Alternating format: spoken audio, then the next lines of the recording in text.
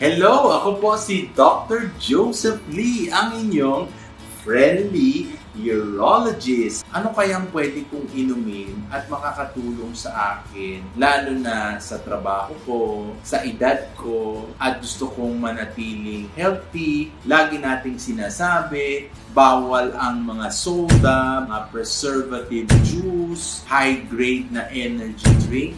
Kasi kagaya ko, hindi ko iniinom yan because I already knew the complications or the probable adverse effect ng pag-inom niya ng matagalan. Kasi pwede ka magka-diabetes, maging obese, tumaas ang BMI mo. So ako po ay naghanap-hanap. Meron tayong good news sa inyo kasi I have found the ultimate juice, ang One of the Juice. One of the Juice. Ano ang mga ingredients? Huamera, anti-cancer. Barley is good for diabetes and for hypertension and good for cancer also. Maca root, that's good for male fertility and female fertility. Spirulina, of course, you know, I do enjoy and support also spirulina. Wheatgrass, maganda for GI and digestion. Mangosteen for preservation of your biliary tract and reproductive and urinary tract system. Goji berry, maganda yan to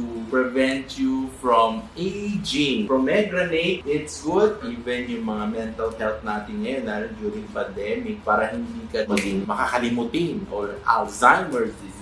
Chlorella, it's good for the blood and protect you from bacteria. Moringa, it supplements your vitamins and minerals such as iron, calcium, and potassium. Graviola is for the respiratory and the GI. Maganda yan sa COVID. Yung mga common respiratory disease na nasa paligid natin ay matutulungan ng graviola and stevia that is replaced for our sugar that we put in our processed food. Acai berry, grape seed are very good antioxidants, very good for inflammatory purpose. And of course, turmeric, good for wound healing, inflammation, and antiseptic. But remember, those who are having maintenance drug have to continue it. So nakikita nyo ang kulay nito is similar to the color that is presented by One of the Juice. Ito na lang ang iinumin nyo. One of the Juice. Complete wellness in every sip.